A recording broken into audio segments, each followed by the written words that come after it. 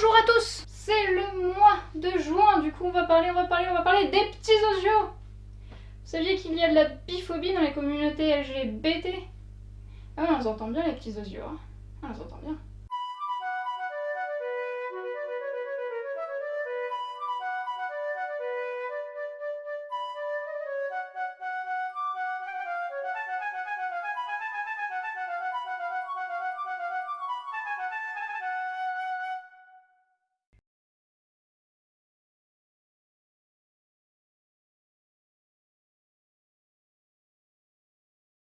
Ce qu'on aime répéter en histoire des sexualités, c'est que dans l'Antiquité, tout le monde était bi. C'est faux, évidemment. Mais ce qu'on veut sous-entendre par là, c'est que les catégories homo vs hétéro n'ont pas lieu d'être. En fait, il y a beaucoup de catégories qui n'ont pas lieu d'être quand on étudie l'Antiquité. Le fait est que, depuis les émeutes de Stonewall, et depuis la création d'une communauté LGBT en tant que telle, cette communauté a voulu écrire son histoire. Normal. Et en apparence, rien de plus facile. Tout le monde connaît l'empereur Hadrien, bien connu pour s'être épris du jeune grec Antinos.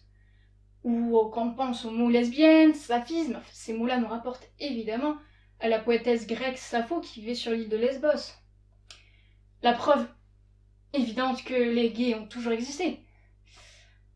Ne nous emballons pas s'il vous plaît. Prenons Hadrien. Hadrien a eu une femme, au moins, a eu une dizaine d'enfants, au moins. Donc, dans les faits, il était bien bisexuel. Malgré peut-être le fait que Antinos a été le plus grand amour de sa vie. Mais bon, on va dire que la femme et les enfants, c'était pour faire son devoir de chef d'État et donner une descendance à l'Empire. Du coup, on peut dire que, bon, bah, tant pis, c'était un vrai gay. Passons à Sappho. Sappho, la lesbienne par excellence, elle a écrit de tels poèmes enflammés à l'adresse d'autres femmes. Et elle a écrit aussi des poèmes enflammés à l'adresse d'autres hommes. Là, vous voyez, nous avons mis les pieds dans le plat du problème de l'écriture de l'histoire des sexualités. C'est-à-dire, pour résumer tout ça par une question, est-ce que Sappho était une lesbienne qui a pris un amant et un mari par convenance sociale, par obligation sociale, ou est-ce de la biphobie que de ne valoriser que ses poèmes homoérotiques? Attardons-nous plus longuement sur la Grèce antique, je reviendrai sur l'écriture des sexualités un peu plus tard. J'ai parlé d'une hétérosexualité par convenance sociale. En effet, comme tout un chacun le sait, l'homosexualité c'est mal. Et la preuve que c'est mal, c'est qu'on a conservé un procès contre prostitution masculine dans la Grèce antique. C'est Échine qui accuse Timarque de s'être prostituée avec des hommes. Là encore, s'il vous plaît, n'allons pas trop vite. Quel est le contexte? Le contexte, c'est la rivalité entre Échine et Démosthène. Échine promeut la soumission à l'autorité de Philippe II de Macédoine, tandis que Démosthène veut la lutte des Athéniens contre le roi de Macédoine. Finalement, une paix est conclue avec la Macédoine, et évidemment Démosthène se retourne contre toute l'assemblée en disant qu'ils sont tous traîtres à Athènes. Et devinez qui est du côté de Démosthène? Timarque. La sentez venir, l'accusation personnelle à des fins politiques? Mais revenons à l'accusation de base. Timarque est accusé de s'être prostitué avec des hommes pendant sa jeunesse. Pendant sa jeunesse? Or, quiconque a été un prostitué ne peut pas parler à l'Assemblée. Attendez. Il est parti où le « avec des hommes » ? Reprenons le texte. Chapitre 29. Il pensait qu'un homme qui s'est vendu et livré de lui-même se porterait sans peine avant les grands intérêts de la République. Mince, je parle pas du truc avec les hommes, vous savez. Bon, c'est pas grave, on n'a qu'à prendre un autre passage, le chapitre 110. C'est Pamphilos, un honnête citoyen qui parle. Ô Athéniens, un homme et une femme sont en train de vous voler 1000 drachmes. Et comme vous vous étonniez et demandiez de quel homme et de quelle femme il s'agissait, il répondit après quelques instants, vous ne voyez pas ce que je veux dire? L'homme aujourd'hui, c'est Aigésandros qui était la femme de Léodamas, et la femme, c'est Timarque que vous voyez là. Pourquoi ils ont traité Timarque de femme? Concluons cette affaire si vous le voulez bien. En tant que telle, la prostitution n'est pas interdite à un citoyen, serait-ce avec des hommes. En revanche, cette prostitution entraîne l'impossibilité, plus tard, d'acquérir une charge publique, parce qu'on considère que du coup le citoyen n'est pas fiable. Et si Timark se fait traiter de femme, c'est pour le ridiculiser encore plus par rapport à la position, la place qu'il a occupée dans la relation. Point. Ce ridicule se poursuivra dans la Rome antique, voire au-delà. J'ai en tête les bordels vénitiens de la fin du Moyen-Âge. Selon Brouten, en effet, le problème, c'est pas tant la relation sexuelle. Ou du moins, ce problème-là, il est plutôt mineur comparé au problème de l'inversion des genres. Un homme, un vrai, c'est-à-dire un citoyen, ça n'est jamais en dessous.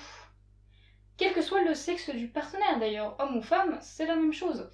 Si un citoyen est en dessous et pas au-dessus, il se dégrade, il devient une femme, il devient faible, peureux, peu fiable, etc., etc. Comme vous le voyez, on retombe sur de la misogynie assez banale pour l'époque, plus que sur de l'homophobie.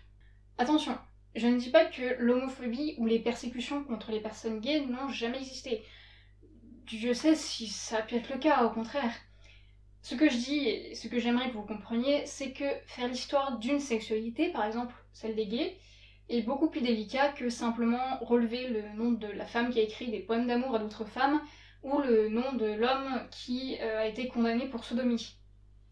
Le problème, c'est qu'on est ici face à des sociétés d'avant la sexualité, selon l'expression de Michel Foucault. Selon Halperin, la césure s'est produite dans les années 1890, vous savez, cette époque où il fallait tout catégoriser, tout caractériser, etc.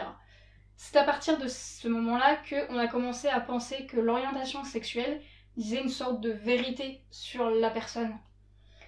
D'où aujourd'hui une revendication identitaire basée soit sur notre orientation sexuelle, soit sur notre identité de genre. Et avant que vous ne veniez m'embêter, cette revendication identitaire, elle existe pour tout le monde à chaque instant. Juste pensez à la façon dont vous vous présentez. Bonjour, moi c'est Jean-Marc, je suis... Vous mettez quoi derrière? Personnellement, le plus souvent, je mets étudiante en histoire. Alors que j'ai bien conscience que c'est pas ça qui a le plus de poids dans ma vie, ou qui influence le plus la façon dont je pense. Si je devais être honnête là-dessus, je dirais je suis catholique. Mais je pense que chaque chose, chaque élément, chaque part de nous, a sa place dans une situation donnée. Quand je vais au tir à l'arc, je suis d'abord fan de Legolas et d'Okai, avant d'être un flûtiste. Mais revenons à nos grecs. Quand on étudie ces peuplades-là, il faut faire attention aux catégories d'analyse et à leur hiérarchie. En Grèce antique, la première catégorie, la division de la société la plus importante, c'est entre les libres et les non-libres. La question du genre vient après. C'est-à-dire qu'une femme libre aura beaucoup plus en commun avec un homme libre qu'avec une femme non libre, et elle sera beaucoup plus encline à aider le premier que la seconde. La richesse aussi passe souvent avant la question du genre. Ce qui passe après, en revanche, c'est la question de la sexualité. De fait, autre exemple, si on veut étudier la possibilité qu'il y ait pu y avoir une communauté gay ou lesbienne à cette époque-là. Pour les femmes, par exemple, on peut étudier les réseaux d'entraide féminins. L'inconvénient, c'est que la question du genre passe avant celle de la sexualité. Ces femmes, dans ces réseaux-là, vont se représenter dans des situations où elles sont très sensuelles les unes avec les autres. Mais c'est parce que cela fait partie de la définition du genre femme. Une femme est par définition dans son genre sensuel. Par conséquent, on ne peut pas dire que ces réseaux seraient des communautés cachées de lesbiennes. Ouais, encore là, je vous parle pas de tout ce qui est étude culturelle du geste ou de sémantique. Hein. Si vous voyez pas ce que je veux dire, allez faire la bise à un américain ou un japonais. Quand sait-on vraiment de la signification d'un geste il y a 2000 ans? Où se trouve la limite, où se trouve la ligne entre d'authentiques lesbiennes et de simples copines respectant les convenances sociales?